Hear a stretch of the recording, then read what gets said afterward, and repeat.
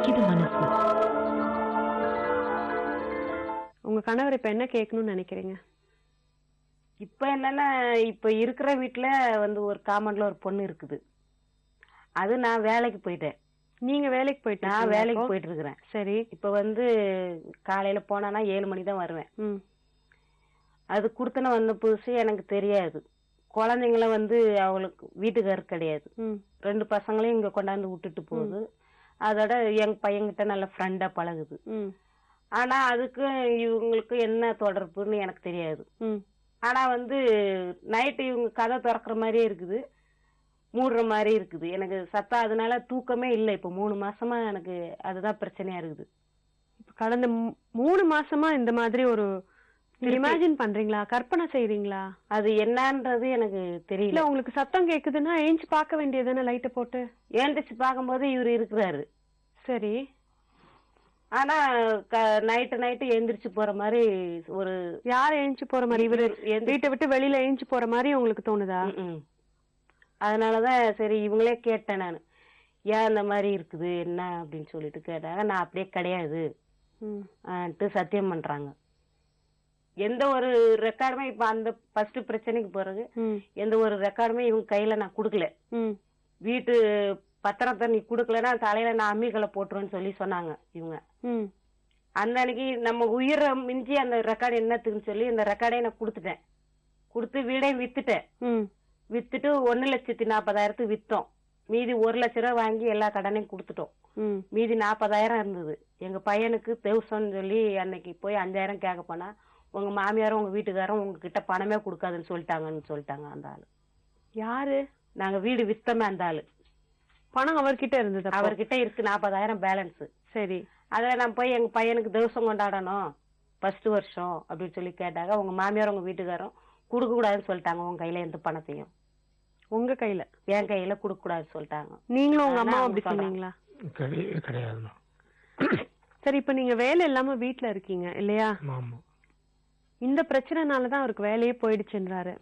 உங்க 2 பேருக்குள்ள இருந்த நீங்க சந்தேகப்பட்டு அவர் வேலை செய்யற இடத்துக்கெல்லாம் போக போக அவருடைய அதிகாரிகள் அவரை வேலையை விட்டு எடுத்துட்டாங்க. ஃபர்ஸ்ட் கரெக்டா? கரெக்ட் தான். இப்போ நான் போய் விசாரிச்சுட்டு இவங்களுக்கு உடல்நல சரியில்லை, எலும்பு முறிவாயிடுச்சுன்னு சொல்லிட்டு டாக்டர் சர்டிபிகேட் வாங்கிட்டு கொடுத்து உள்ள கொண்டு போய் சேர்த்தேன் நானு. சரி, நம்மளால ஒரு வேலை கிடக்கூடாது, இவரை வச்சுதான் நம்ம பொழைக்க வேண்டியது இருக்குது அப்படின்றதுக்காக டாக்டர் சர்டிபிகேட் எடுத்துன்னு போய் சேர்த்து விட்ட பிறகு கூட இவங்க சரியானபடி வேலைக்கு போல. அது எப்படி உங்களுக்கு தெரியும்? இங்க வீட்டுல தானே இருந்தாங்க. வீட்டுல இப்போ 10 நாள் வேலைக்கு போனாங்கன்னா 20 நாள் லீவு போட்டு ஃபுல்லா குடிச்சிட்டு வீட்டுல சண்டை, தாலி கூட கிடையாது. மொத்தத்தையும் அவங்க கையில நான் கொடுத்துட்டேன். இந்த மொத்தமே எனக்கு வேணும் கொண்டான்னு. வீட்டுக்கு சாப்பாடுக்கு இல்ல, நான் நகை வச்சுட்டு வரேன்னு போன மனுஷன் கொஞ்ச நேரம் கழிச்சு பார்த்தா ஃபுல்லா ட்ரிங்க்ஸ். எங்க உளுந்து கிடக்குறாங்கன்றதே தெரியாது. கேட்டா இங்க உளுந்துருக்குறாங்க, அங்க உளுந்துருக்காங்க. ஏன் இந்த மாதிரி என்னுடைய மனநிலை இப்படி ஆகி போச்சு. இந்த மாதிரி பொண்ணு கூட என்ன சொல்றாளே, என்ன போய் இப்படி சொல்லிட்டாளேன்னு சொல்லி எனக்கு மனசு உடைஞ்சு போய் நான் அப்படிலாம் பண்ணணும் தான். அப்ப அவங்க அந்த லேடி வீட்டுல உங்களுடைய துணிகள் இருந்ததும் உங்க போட்டோ காமிச்சு அக்கம் பக்கத்துல இருக்கவங்களும் ஆமான்னு சொல்லியிருக்காங்க. அது எல்லாமே பொய்யா? அப்போ பொய் கிடையவே கிடையாது. நான் போனதே இல்ல. இதத்தான் அந்த லேடி உங்களுக்கு பணம் கொடுத்திருக்காங்கன்னு சொல்றாங்களே. கிடையாதுமா. யாருனாலும் நிரூபிங்க. விசாரிச்சு கேட்டதுல அவ என்ன சொல்ற, நான் நேராவே கேட்டேன். ஏன்னா இந்த மாதிரி என் குடும்பத்துல நீ இது பண்ணாத, அவ்வளவுதான் உனக்கு மரியாதை சொல்லி அவ வேலை செய்யற இடத்துல போய் சண்டை போட்டாங்க. உன் புருஷன் தான், நீதான் வேணும்னு சொல்லி என்ன கட்டின்னு வந்தாருன்னு சொல்றான். அந்த இடத்துல அவ செய்யற கம்பெனில போய் சண்டை போட்டேன்னா அவ சொல்றா, இவங்க இல்ல அப்போ என்ன விட்டுட்டு போயிட்டாங்க 7 மாசமா. இவ்வளவுதான் உனக்கு மரியாதை, என் வீட்டுக்காரர் ஒழுங்கா வீட்டுக்கு வரலன்னா உன்னை தூக்கி உள்ள வச்சிருவேன் அப்படின்னு சொல்லி சத்தம் போட்ட உடனே, உன் வீட்டுக்கார நான் தான் வேணும்னு சொல்லி கட்டின்னு வந்தாரு சொல்லி சண்டை போடும் போது அப்ப எனக்கு எவ்வளவு சந்தேகமா வரும் பாருங்க. இப்படி சொல்றாங்க. எனக்கு புரியலையே. அந்த உடனே கூட நிக்கிறவங்க என்ன சொல்றாங்க, இவ்வளவு தூரம் உன்னை ஏமாத்துறன்னா தூக்கி அறக்கல்ல தூக்கி அடி அவ மண்டைய ஓட அப்படின்னு சொல்லி எனக்கு சொன்னவன். நான் சொன்னேன் அப்படிலாம் நான் போக மாட்டேன் சொல்யூஷன் இல்லம்மா சொல்லி நேர மகளிர் ஸ்டேஷனுக்கு எழுதி கொடுத்தேன். எழுதி கொடுத்த உடனே அவங்க இன்ஸ்பெக்டர் அம்மா வந்து விசாரிச்சாங்க. இன்னைக்கு நீ இந்த பொம்பளை ஏமாத்திடலாம், என்ன ஏமாத்திடலாம், இன்னொரு தடவை அந்த பொம்பளை எதனா ஒரு பிரச்சனைன்னு வந்தா உன்னை கண்ணுல விரல விட்டு நாங்க ஆட்டி விடுவோம் அப்படின்னு சொல்லி அவங்க வான் பண்ணி விட்ட பிறகு அவங்கள வான் பண்ணி விட்டு 3 மாசத்துல இவங்க வந்தாங்க வீட்டுக்கு. சரி, இப்ப அந்த லேடிக்கும் இப்ப எந்த சம்பந்தமும் இல்லன்னு சொல்றீங்க இல்லையா? இப்ப எந்த ஒரு அத நீங்க நம்புறீங்க? இப்ப நான் நம்புறேன், முழுமையா நம்புறேன். சரி, ஆனா இவங்க இப்ப வந்து நான் எது சொன்னாலும் இப்போ எதுவுமே கேக்குறதே கிடையாது. அந்த 10 வருஷத்துக்கு முன்னாடி இருந்த ஒரு ராஜசேகரன் இப்ப கிடையாது. எந்த ஒரு சொல்லு நம்ம சொன்னாலும், எந்த ஒரு இது செய்யுங்கன்னு சொன்னாலும் ஏடாவடமா தான் செய்யறதை தவிர அதை வந்து ஒரு ஆன்சராவே செய்யறதே கிடையாது. எப்படி நடந்துக்கிறாரு? அப்போ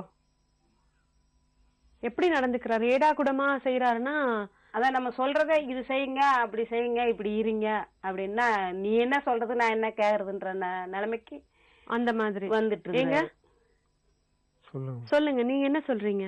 நான் சொல்றது என்னன்னா, இவ சொல்றா இப்போ ஒரு வேலைக்கு போறோம்னா அங்க வந்து சர்டிபிகேட் கொண்டா, ரேஷன் கார்டு கொண்டான்றாங்க. இவ என்ன பண்றா, அதெல்லாம் எதுக்கு தேவையில்லை, நான் சொல்றேன், நான் வாங்க, நான் ரேஷன் கார்டு ஜெராக்ஸ் இருக்கு, சர்டிபிகேட்லாம் எங்க இருக்குதோ தெரியாது, அதெல்லாம் உங்களுக்கு எதுக்கு, உங்களுக்கு தேவை, நான் வேலை வாங்கி தரேன் வாங்க. நான் என்ன சொல்றேன்னா, நீங்க அப்ப இன்னும் சந்தேகத்தோடயே தான் பாத்துட்டு இருக்கீங்களா?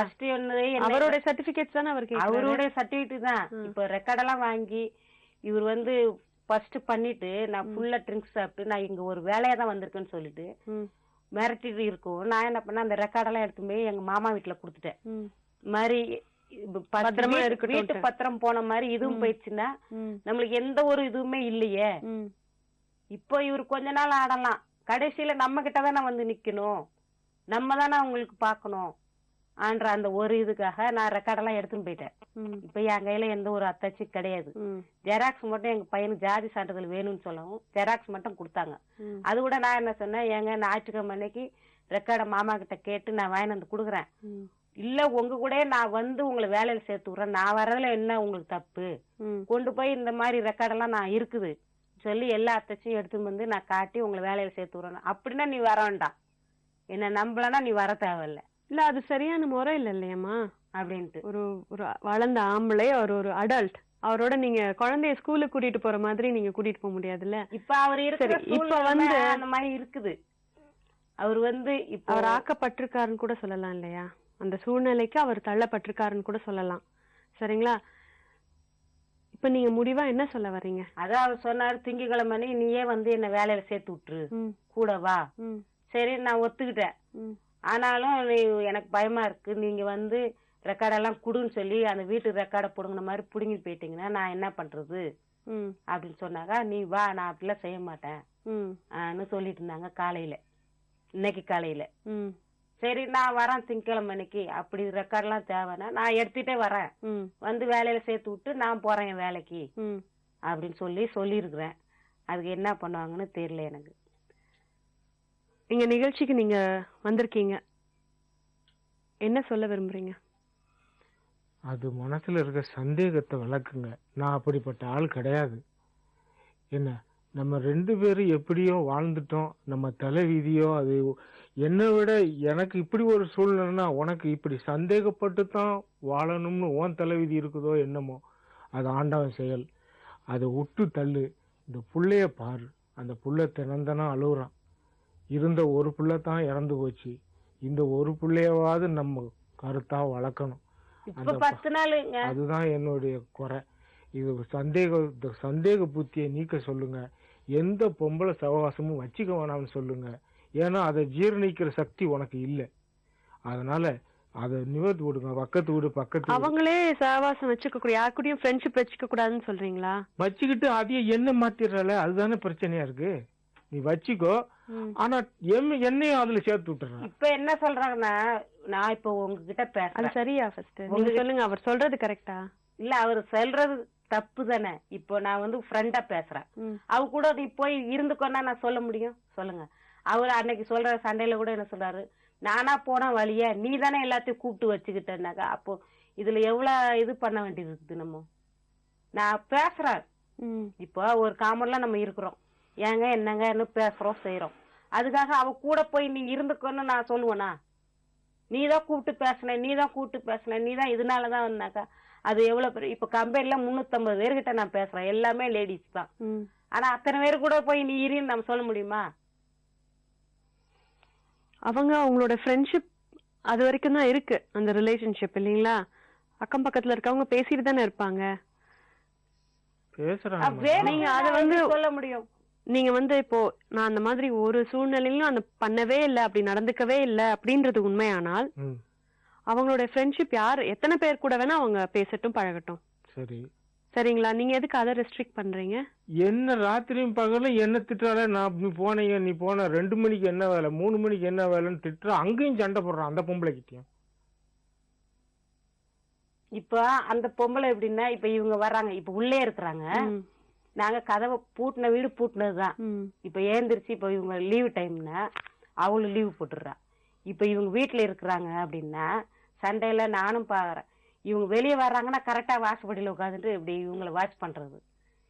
இவங்க 2 பேரும் நீங்க வாட்ச் பண்றீங்க, நான் வாட்ச் பண்றது. இப்ப சிஐடி மாதிரி ஆயிப்போச்சு என் கதை. இவங்கள வேலைக்கு போறத நான் பாக்குறதா, இவங்கள பாக்குறதா.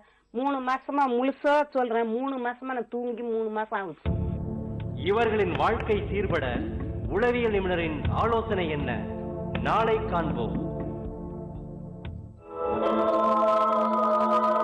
சொல்ல துடிக்குது மனசு.